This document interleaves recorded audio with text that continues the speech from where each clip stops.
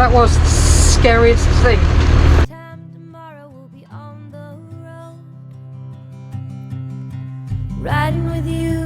We are Steve and Annette, a semi-retired couple who sold up everything to fulfil our dream of sailing the world, or as far as we can get.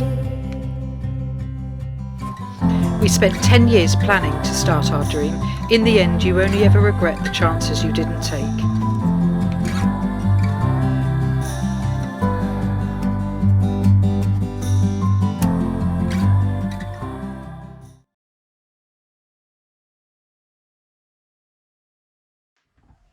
Yeah, we had an incident on the boat a few days ago.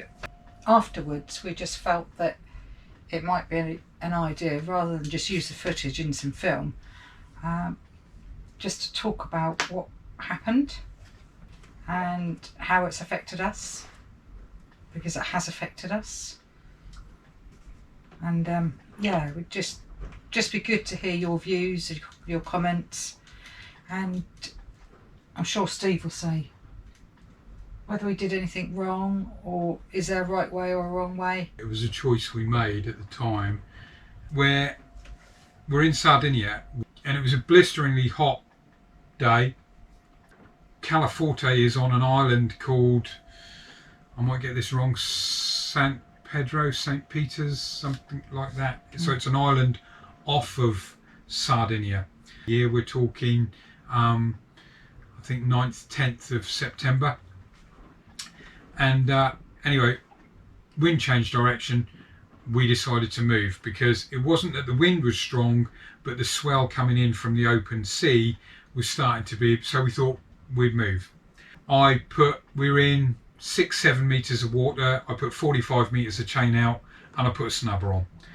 At this time, the water was like, it wasn't glass, but it was just ripples. It was very calm.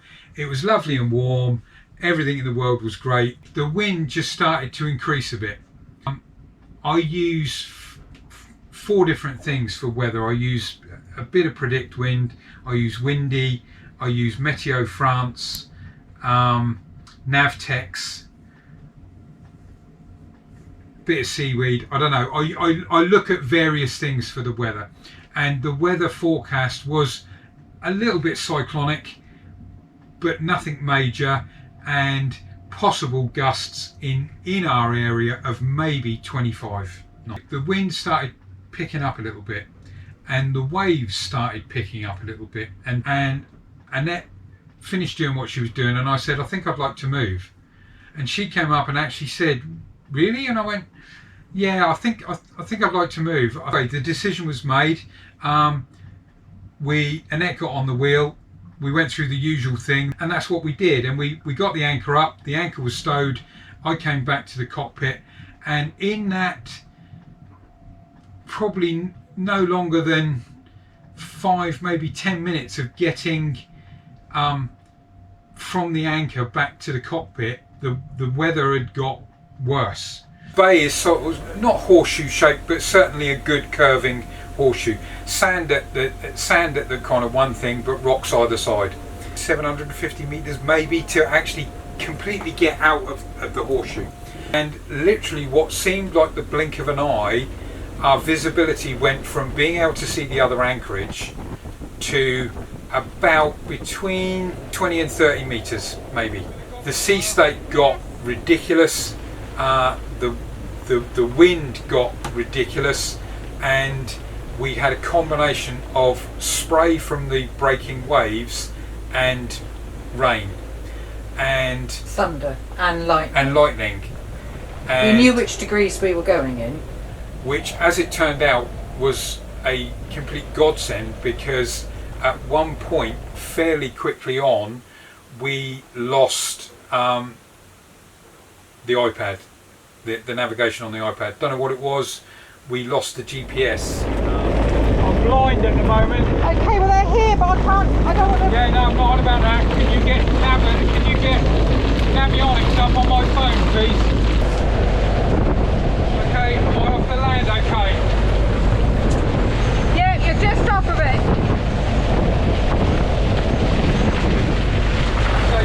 Any minute now, you should be in about 14 meters.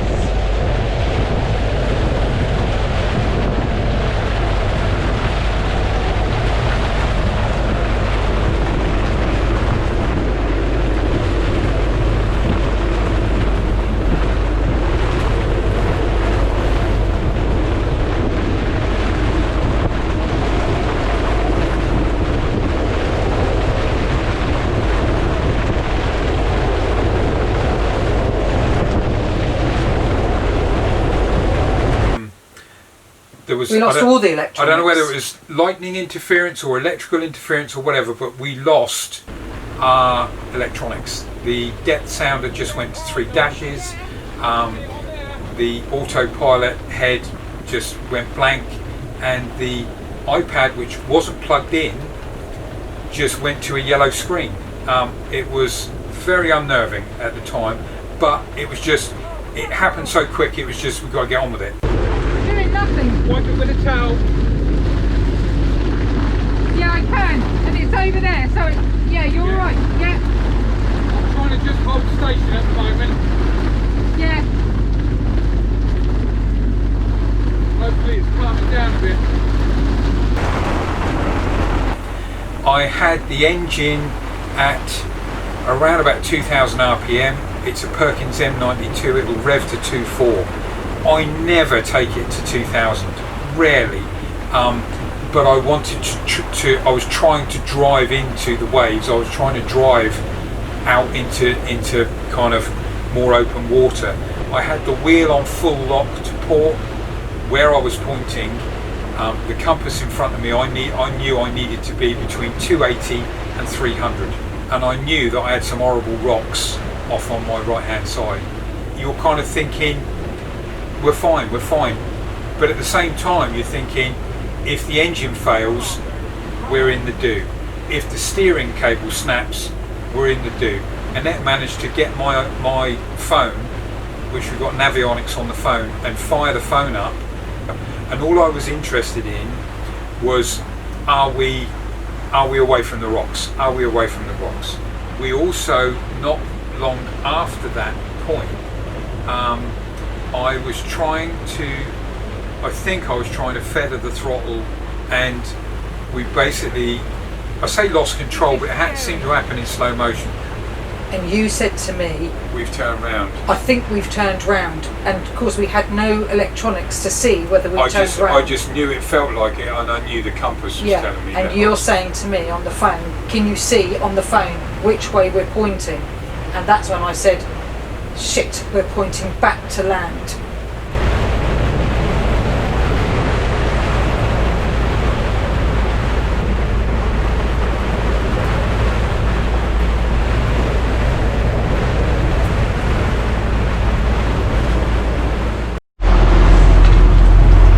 Fucking hell, spells.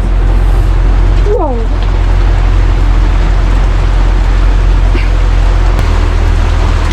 Believe it or not, we're not that far out from where we started. Yeah, well, I need to be a bit further. That was scary then. Well done. I didn't know where I was. I know. I just knew that I needed to be in the 200s, and I wasn't. I was in the 90s.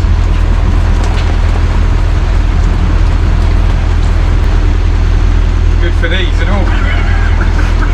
Oh yeah, I want some goggles, Robbie. What do you want them for? Just in case, you know, for the grab bag. Fucking goggles. Fucking glad I had them then.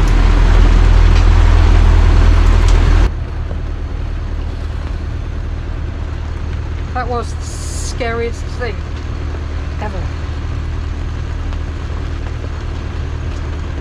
Yeah, I'll go with that.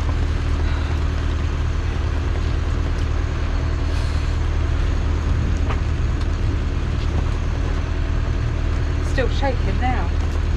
I'll go with Well that. done. Well done you. I know I couldn't have done that. I didn't think I'm going to die, because I'm thinking I'll jump in the water, you swim ashore. Jesus Christ. I don't know. But you're kind of thinking, I'm going to lose it. If something bad happens, I'm going to lose the boat. We put a lot into this. It's our home. We're going to lose the boat. I'm going to throw the anchor out, and hopefully it grabs. We've got 100 metres of chain and a 44 kilo rockner. Hopefully it'll pick up on something, and we kind of. It's made me.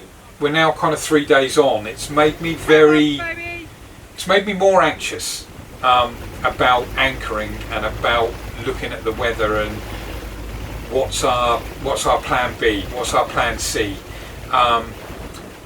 And I'm sure that'll fade with time, like most things, it will fade with time. But right at the moment, I'm very, and because we can't move on, because we're still waiting for these tests, which are hopefully going to happen Monday, we're a little bit kind of tied to this, the anchorages that we've got in this immediate area.